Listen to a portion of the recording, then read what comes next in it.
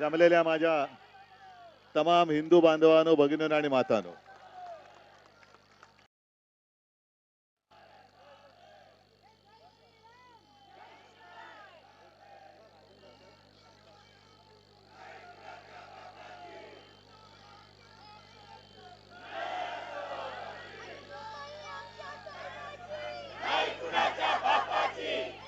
तुमचा उत्साह पाहिल्यानंतर मला काही बोलण्याची आवश्यकता आहे असं वाटत नाही. पहिलं म्हणजे सगळ्या भगव्या टोप्या पाहून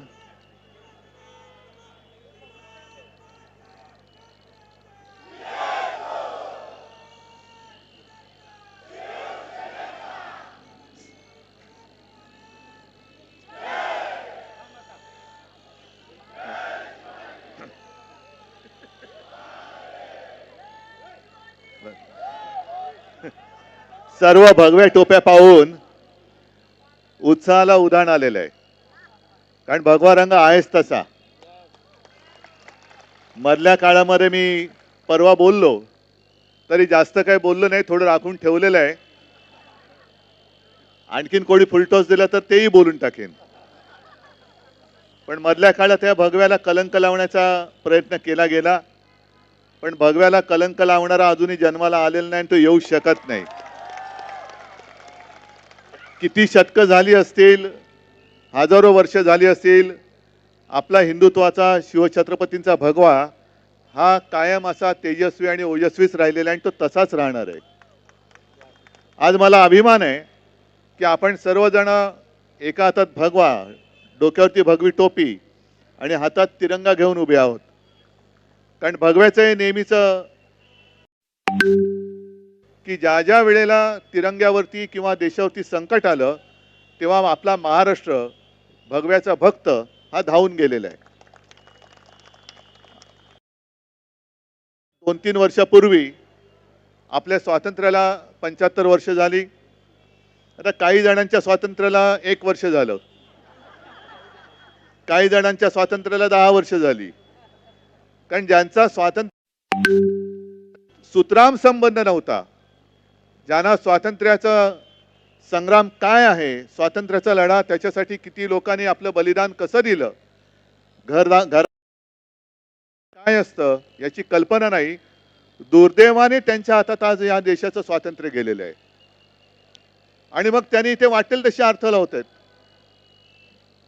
म्हणजे कोणाला वाटतं की गेल्या वर्षी मंदिर झालं त्याच दिवशी देश स्वतंत्र झाला. अहो, तुम्ही स्वातंत्र्याच्या लढ्यात कधी उतरला नाही, कोणत्याही लढ्यामध्ये कधी हे उतरले नाहीत.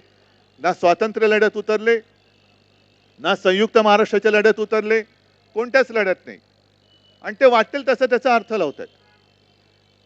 दुर्दैव असं की दरवेळेला आपलं 1-1 वर्ष जात जातं, पण या 26 जानेवारीला म्हणजे उद्या आपण देशाचं संविधान स्वीकारलं, त्याला 75 वर्ष होत आहेत.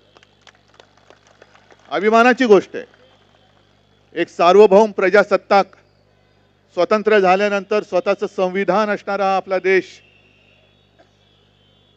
आणि एकूणच जी काही यांची मस्ती पाहिली सत्ताधाऱ्यांची, तर ज्यांनी संविधान लिहिलं, ज्या आपल्या महामानवांनी आपल्याला संविधान दिलं, त्यांच्याबद्दल सुद्धा हे आंबेडकर आंबेडकर आंबेडकर आंबेडकर फॅशन वगैरे आहेत. अरे, तुमच्यासाठी फॅशन वाटते, दाखवतो तुम्हाला ही फॅशन काय आहे. ती फॅशन काय ती दाखवतो. पण एवढा मस्तवालपणा आजपर्यंत कोणी करण्याचं धाडस दाखवलं नव्हतं, ते धाडस हे दाखवायला लागलेत. आणि म्हणून त्यांना त्यांची जागा ही दाखवून देण्याचं काम ज्या महामानवानी महाराष्ट्राच्या सुपुत्रांनी या देशाला संविधान दिलं, त्या महाराष्ट्राचं एक कर्तव्य आहे की आपल्या या महामानवाचा म्हणजे डॉक्टर बाबासाहेब आंबेडकरांचा आणि संविधानाचा अपमान करणाऱ्यांना त्यांची जागा दाखवून दिलीच पाहिजे. ते कर्तव्य यावेळेला आपल्याला भगवा हातात घेऊन करावंच लागेल. आज 25 जानेवारी हा मतदार दिन असतो, पण मतदानाची काही किंमत राहिली का शिल्लक? कसं मतदान होतंय? म्हणजे माझं तर म्हणणं असे की ईव्हीएम मध्ये घोटाळा होतो नाही होत ही तांत्रिक बाब, त्याच्यामध्ये सुद्धा आता या सगळ्या यंत्रणा हातामध्ये धरून जणू काही या देशामध्ये नागरिक हा नावाचा काही प्राणी नाहीच आहे, अशा पद्धतीने राज्यकारभार चाललेला आहे. म्हणजे आपले मूलभूत अधिकार हे आता हिसकावून घेतले जात आहेत. गेल्या वर्षी जी लोकसभेची निवडणूक झाली त्याच्यात तर यांनी असं सांगितलं होतं, म्हणजे भाजपवाल्यांनी, की आम्हाला 400 पार जागा पाहिजेत कारण संविधान बदलायचे. सुदैव असं की आपण सर्वांनी, महाराष्ट्राने हे स्वप्न पूर्ण नाही होऊ दिलं. पण संविधान मानतंय कोण? कारण गद्दारी करून शिवसेना फोडली, शिवसेना चोरली, त्याला सुद्धा 2.5-3 वर्ष होऊन गेली. आम्ही दरवाजे ठोकून ठोकून ठोकून ठोकून आमचे हात आता दुखायला लागले. लोकशाही या देशात शिल्लक राहिली की नाही? तसं पाहिलं तर हा निकाल पहिल्या 2-3 महिन्यामध्ये लागायला पाहिजे होता. त्या संविधानामध्ये ते कलम 10 का काय आहे ना, शेड्यूल 10, हे सगळ्यांना कळतंय. पण समोर दिसत असून सुद्धा मानायचं नाही, ही हुकुमशाही आहे. आणि त्या हुकुमशाहीच्या विरुद्ध आपण आज उभे आहोत. ही हुकुमशाही त्यांना वाटते की वाटेल ते करू शकतो. आणि मगाशी मी जे तुम्हाला सांगत होतो की आपला मूलभूत अधिकार सुद्धा हिसकावून घेतला जातोय. कोणता मूलभूत अधिकार आहे? मतदार दिवस आज असल्यामुळे मी हाही अधिकार तुम्हाला सांगतो. आपल्यापैकी किती जणांनी बॅलेट पेपरवरती मतदान केले? मी पण केलेलं आहे. केलेलं आहे. म्हणजे अगदी तेव्हा दिवाकर रावतेजी वगैरे निवडणुका लढवत होतेच आणि बॅलेट पेपरवरती नाव असायचं दिवाकर पूर्ण नाव त्यांचं, समोर आपली निशाणी असायची. मग आतमध्ये गेल्यानंतर तो उभा कागद असायचा, त्या नावापुढच्या निशाणीवरती शिक्का मारायचा, तो फोल्ड केला जायचा की समजा जर का शिक्क्याची शाई उमटलीच तर ती त्या उमेदवाराच्या नावावरतीच उमटेल. असं करून पुन्हा एक घडी घालून आपण मतपेटीत आपलं मत टाकत होतो. बरोबर ना? म्हणजे काय व्हायचं की आपलं मत कुठे जातंय हे शेवटपर्यंत आपल्याला कळत होतं की होय, मी या देशाचा नागरिक आहे, मतदार आहे, मला मतदानाचा अधिकार आहे आणि मला माझं मत शेवटपर्यंत कुठे जातंय, तो घटनेने दिलेला अधिकार मी बजावलाय, हे तेव्हा आपल्याला कळत होतं. आता बटन दाबतोय, दिवा पेटतोय, आवाज येतोय, एखादं जसं प्राणी दाखवतात झू मध्ये काचेच्या आड, तसं त्या व्हीव्हीपॅट आपण सगळं हा बरोबर आहे, ती रिसीट खाली जाते नाही जात आपल्याला काही कळत नाही, जातही असेल. पण महत्वाचे जे 2 प्रश्न आहेत, एक तर मी बटन दाबल्यानंतर दिवा लागलेला दिसतोय, आवाज ऐकतोय, रिसीट बघतोय, पण माझं मत आत रजिस्टर कसं आणि कुठे झालंय हे जे मला कळण्याचा अधिकार होता तो या सरकारने आपला काढून घेतलेला आहे. ही लोकशाही आहे. आणि दुसरी गोष्ट, ठीक आहे मी रिसीट पाहिली, पण ती रिसीट बघितल्यानंतर ती केराच्या टोपलीत जात असेल, तिची मतमोजणीच होत नसेल, तर काय चाटायचं हा मतदानाचा अधिकार? मग त्या रिसीटचं काय परवा हेच नाहीये, नुसतं खर्च होतोय. आणि त्याहून आता आणखीन जे भयानक केलेलं आहे की त्या मतदान केंद्रातलं व्हिडिओ शूटिंग हे तुम्ही मागितलं तरी तुम्हाला मिळणार नाही. ही लोकशाही. म्हणजे ज्या एका फिल्ममुळे चंदीगडच्या महापौराच्या निवडणुकीतला घोटाळा हा कोर्टासमोर आला आणि ती निवडणूक रद्द करून मला वाटतं पुन्हा तो महापौर बसला. ते मग आता या सगळ्या प्रकाराला पुरावा का गाढवा हे तुम्ही ठरवायचं.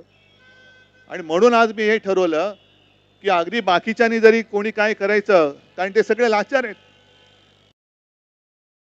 की हातामध्ये आणि डोक्यावरती आमच्या भगव्या टोपी आहे, पण हातात तिरंगा आहे, एका हातात तिरंगा आणि दुसऱ्या हातामध्ये भगवा. हे बाळासाहेबांचे विचार आहेत. घालीन लोटांगण वंदिन चरण नाही, आणि हे तर वंदन करण्याच्या लायकीचे पण नाही आहेत. अशा लोकांना त्यांची परत परत मी एक बोलतोय, जागा दाखवायची जी काही एक जबाबदारी आहे ती आपल्या सगळ्यांची आहे. आज सगळेजण आपण इथे आलात आणि संविधानासाठी दुसरं कोणी नसलं तरी शिवछत्रपतींचा आणि आपल्या शिवसेना प्रमुखांचा महाराष्ट्र हा तत्पर आहे हे दाखवून दिलं.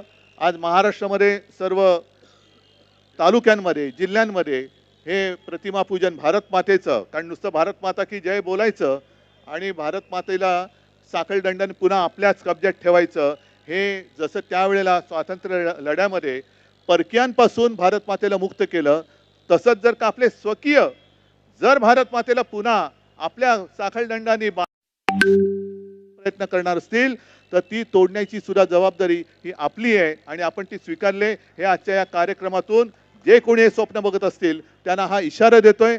तूर्त सगळ्यांना करण्याच्या मी शुभेच्छा देतो. जागे राहा, तत्पर राहा. जय हिंद, जय महाराष्ट्र. आता सामूहिक राष्ट्रगीत होईल. आपण राष्ट्रगीत एका सुरात